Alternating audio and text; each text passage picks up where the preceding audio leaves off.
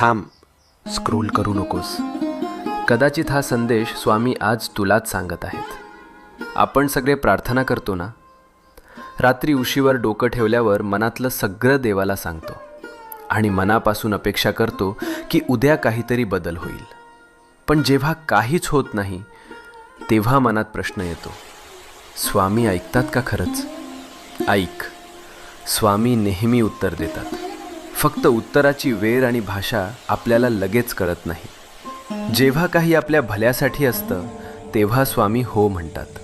जेव्हा ते आपल्याला दुखवणार असतं तेव्हा स्वामी नाही म्हणतात.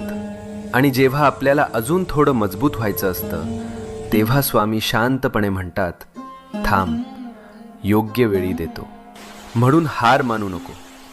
तुझ्या प्रार्थनेचं उत्तर येतंय. फक्त थोडा विश्वास, थोडा धीर, मनात शांतपणे